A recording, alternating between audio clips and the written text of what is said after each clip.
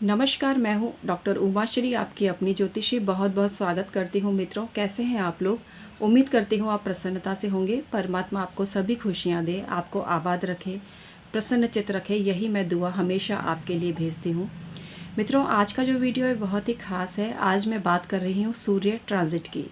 जी हाँ, सूर्य देव राशि परिवर्तन कर रहे हैं और कर्क राशि से सिंह राशि, जो कि उनकी अपनी राशि है, उसमें प्रवेश कर रहे हैं।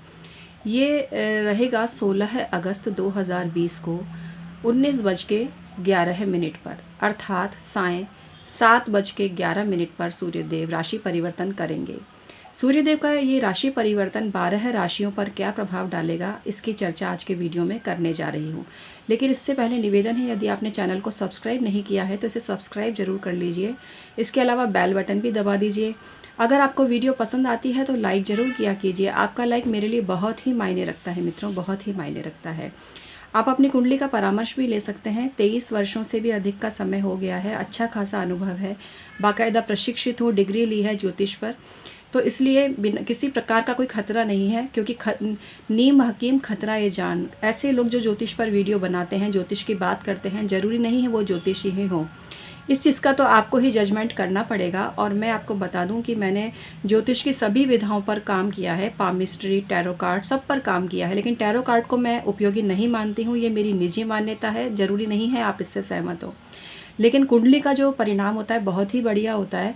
इसके अलावा जिनकी कुंडली नहीं है, जिनको समय ही पता नहीं है, जिनको डेट ऑफ बर्थ ही मालूम नहीं है, वो अपने जीवन की समस्याओं का निवारण रेकी हीलिंग, एंजल हीलिंग और लामा फेरा के जरिए करवा सकते हैं। आप प्रश्न कुंडली के द्वारा भी अपनी समस्या को दूर कर सकते हैं। पाम रीडिंग करवा सकते हैं। इसके लिए आप अपने हाथ का प्रिंट भेज सकते हैं। घर में नेगेटिव एनर्जी है तो उसको भी आप दूर करवा सकते हैं। वास्तु पुरुष की हीलिंग करवा सकते हैं, जिससे कि कभी घर में कोई दिक्कत ही ना आए।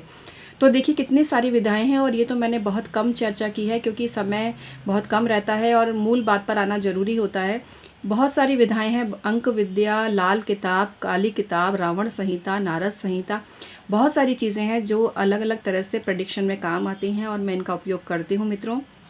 तो चलिए आज का वीडियो शुरू करते हैं और आपको बताते हैं कि सिंह राशि में तेजस्वी सूर्य आपके जीवन में कितना प्रकाश भरने वाले हैं, क्या क्या खुशियां आपको देने वाले हैं। तो आइए आज का वीडियो शुरू करते हैं।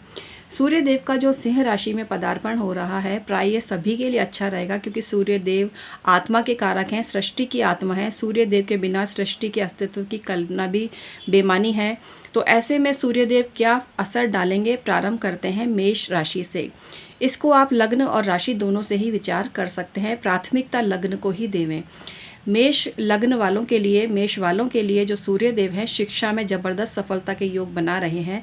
संतान पक्ष की सब तरफ से भी बहुत ही उत्तम समाचार आपको मिलेगा। वृषभ वालों के सुख सुविधा में वृद्धि होगी। माता की तरफ से कोई सुखद समाचार मिल सकता है। इसके अलावा प्रॉपर्टी संबंधी किसी समस्या का निपटारा होने की पूरी उम्मीद है। मिथुन वालों के लिए पराक्रम बढ़ेगा। वैसे भी वो बहुत ही पराक्रमी है, तेजस्वी ओजस्वी हैं। इस महीने उनके पराक्रम में इतनी वृद्धि होगी कि चमत्कृत रह जाएंगे सब, और सभी काम उनकी मेहनत से बनेंगे। छोटे भाई बहनों से भी बहुत ही शुभ समाचार की उम्मीद है। कर्क वालों के लिए धन के अच्छे सोर्सेज बनेंगे और धन का आगमन कहीं से भी होगा। कन्या वालों के लिए थोड़ी नेत्र पीड़ा हो सकती है, स्वास्थ्य में थोड़ी सी परेशानी हो सकती है, लेकिन इसका निवारण करने के लिए आप हरे गणेश जी को दूर्वा चढ़ाएं तो आपकी ये समस्या मिट सकती है। अब हम बात करते हैं तुला की। तुला वालों के लिए लाभ के बहुत अवसर आएंगे। जितना इन्वेस्ट करेंगे उससे ज़्यादा प्रॉफिट की उम्मीद बन रही है। रुका हुआ पैसा भी कहीं से आपके पास आएगा। अब हम बात करते हैं वृश्चिक की। वृश्चिक वालों को पिता से लाभ होगा, राज्य पक्ष से लाभ होगा, नौकरी में प्रमोशन होगा, मनोवांछित जगह पर ट्रांसफ़र भी हो सकता है। कुल मिला के खुशनुमा माहौल रहेगा वर्क प्लेस पर। ये जो है स्त्री पुरुष दोनों के लिए ही है ये रिजल्ट, तो आप अपने हिसाब से देख लीजिएगा। अब हम बात करते हैं धनु की। धनु वालों के लिए भाग्योदय का बहुत ही सुनहरा अवसर आएगा और ये पूरा महीना भाग्य के सपोर्ट से अच्छा बना रहेगा। अब हम बात करते हैं मकर की। मकर वालों के लिए आकस्मिक परेशानियां बढ़ सकती हैं, स्वास्थ्य शरीर बाधा हो सकती है, शरीर में कोई समस्या उत्पन्न हो सकती है जो अब से पहले नहीं थी। तो चिकित्सीय सलाह लेकर अपने जीवन को सही करें, जिससे कि किसी भी प्रकार के संकट से आप बच सकें। अब हम बात करते हैं कुंभ वालों के लिए विवाह के मौके आएंगे, कोई शादी का ऑफर आ सकता है, शादी की बात चल सकती है।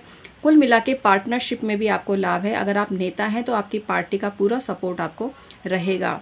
अब हम बात करते हैं मीन की। मीन वालों के लिए ये जो सूर्य का गोचर है बहुत ही बढ़िया है। प्रतियोगी परीक्षा में सफलता के ज़बरदस्त योग हैं। इसके अलावा रोग रिपु ऋण से मुक्ति मिलेगी। कुल मिला के ये समय आपके लिए काफ़ी अच्छा बना रहेगा। तो इस प्रकार से आज मैंने आपको बताया 12 लग्न और 12 राशि वालों के लिए सूर्य का ये गोचर परिणाम कैसा रहेगा। अब सभी के लिए बताती हूँ कि सूर्य अगर कुंडली में नीच राशि में जन्म कालिक हैं या किसी वजह से सही स्थिति नहीं मिल रही है, मान प्रतिष्ठा में कमी रहती है, हमेशा अपमान होता रहता है, तो आप रविवार के कम से कम 11 व्रत कीजिए, जिसमें कि आप नमक और अनाज मत खाइए। सूर्यदेव को जल अर्पित करिए, साथ में दीपक भी दिखाइए। उनकी रोली चावल, लाल चंदन, लाल पुष्प से पूजा कीजिए। सूर्यदेव प्रत्यक्ष देवता हैं जो हमें सीधे ही दिखाई देते हैं और ये हमारा सौभाग्य है कि हम उनकी पूजा करके अपने जीवन में भी उजाला भर सकते हैं। जिनके हाथ में सूर्य रेखा नहीं है उनके हाथ में सूर्य रेखा बनने लग जाती है अगर वो नियमित रूप से सूर्य आराधना करते हैं। आप सूर्य सहस्त्र नाम का पाठ भी डेली करें तो भी आपको बहुत ही ज़्यादा फायदा होगा। इसके अलावा सूर्य देव की तरफ देखते हुए कंफर्टेबल तरीके से देखें, मतलब जैसे सीधे तो नहीं देख पाएंगे, जैसे भी हैं आप आदित्य हृदय स्त्रोत का कम से कम 11 पाठ करिए। ऐसा करने से आप चमत्कारिक परिणाम महसूस करेंगे। आपको पता है ना कि आदित्य हृदय स्त्रोत का जो पाठ था अगस्त्य ऋषि ने श्री राम जी को बताया था, जिसकी वजह से वो रावण का वध करने में सफल हुए थे।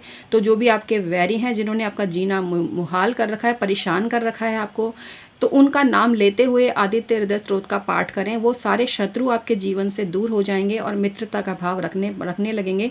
और नहीं भी रखेंगे तो ऐसी पटकनी उनको लगेगी कि वो कभी जीवन में आपसे शत्रुता लेने का सोचेंगे भी नहीं। इसके अलावा जिनको मान प्रतिष्ठा नहीं मिल रही है, वर्क प्लेस पे बार बार अपमान होता है, वो हमेशा वर्क प्लेस पर जो उनकी ऑफिस की सीट है वहाँ पर बैठकर आदित्य हृदय स्त्रोत का पाठ और सूर्य चालीसा का नियमित पाठ करें तो उनको बहुत ही ज़्यादा फायदा होता है। जिनकी कुंडली में सूर्य नीच का है उनको रविवार को गेहूं और गुड़ का दान करना चाहिए। जब भी मौका पड़े 200 ग्राम गुड़ बहते हुए पानी में अवश्य ही बहाइए। इस तरह से भी आपकी समस्या दूर होने लगेगी। डेली लाइफ में नमक का सेवन कम कर दीजिए। नमक का सेवन ज़्यादा करने से सूर्य देव नकारात्मक परिणाम देने लगते हैं। तो इसलिए यदि आपको अपने शुभत्व की कामना है तो नमक खाना आप कम कर दीजिए। विशेष रूप से रविवार को नमक बंद कर दीजिए। लेकिन यहाँ मैं एक बात स्पष्ट करूँगी, डिस्क्लेमर है कि जिनको लो बीपी है या जिनको डॉक्टर ने मना किया है कि भाई वो नमक खाना उनके लिए ज़रूरी है, तो वो अपने स्वास्थ्य के हिसाब से करें। मैं हमेशा से बोलती हूँ जो भी व्रत उपवास में आपको बताती हूँ उनमें आप पूरी तरह से अपने स्वास्थ्य को देखते हुए ही उन्हें करें। अगर आपकी हेल्थ अलाउ नहीं करती है तो कृपया उन्हें ना करें, मेरे कहने पर भी ना करें। इसके अलावा रत्न वगैरह जो आप पहनते हैं हमेशा चेक करके पहने, एक दिन उसको बांध कर देखें आपको सूट करता है, आपको नींद अच्छी आती है, किसी प्रकार के बुरे स्वप्न नहीं आते, आपके मन में किसी प्रकार का उच्चाटन नहीं होता, तभी उस रत्न को कंटिन्यू करें, अन्यथा उतार कर रख दें और उसको कभी ना पहने। सूर्यदेव की प्रसन्नता के लिए माणिक रत्न को धारण किया जाता है, लेकिन जिनकी कुंडली में सूर्य अष्टम स्थान के मालिक हैं या अष्टम स्थान में बैठे हैं उनको भूल कर भी माणिक नहीं पहनना चाहिए। इसी प्रकार से जिनके कुंडली में सूर्य द्वादश स्थान में बैठे हैं उनको भी माणिक धारण नहीं करना चाहिए। माणिक धारण उनको करना चाहिए जिनकी कुंडली में सूर्यदेव केंद्र त्रिकोण के स्वामी हैं और सही जगह पर बैठे हैं। तो आप उनके बल को बढ़ाने के लिए, अपने पराक्रम में वृद्धि करने के लिए माणिक रत्न धारण कर सकते हैं। माणिक रत्न स्वर्ण में ही धारण करना चाहिए, सेकंड ऑप्शन के रूप में कॉपर में भी धारण किया जा सकता है। ऐसा माणिक जिसमें कि सूर्यदेव की प्रतिमा बनी हुई है, सूर्यदेव बने हुए हैं और बीच में माणिक लगाकर अगर आप पहनते हो तो आपको पद प्रतिष्ठा में इतना अभूतपूर्व रिजल्ट मिलता है जिसकी आपने सोची ही नहीं होगी। वर्क प्लेस पर आपका साहस आपसे सामना करने का साहस किसी में नहीं होगा, आपका ही दबदबा, आपका ही वर्चस्व सब तरफ कायम रहेगा। तो इस प्रकार से सूर्यदेव की उपासना बहुत ही कारगर है और गोचर में भी सूर्यदेव जो होते हैं वो तीसरे, छठे और 11वें में बहुत ही अच्छे परिणाम देते हैं। तो इस प्रकार से जिनकी कुंडली में जन्मकालिक भी बैठे हैं या जिनके चंद्र राशि से सूर्यदेव का जो गोचर है वो तीसरे, छठे और 11वें में हो रहा है, वो बहुत ही बढ़िया होता है। अष्टम भाव में गोचर सही नहीं माना गया है। इसके अलावा चौथे भाव में भी सूर्यदेव का जो गोचर है मानसिक संताप और अशांति को उत्पन्न करता है।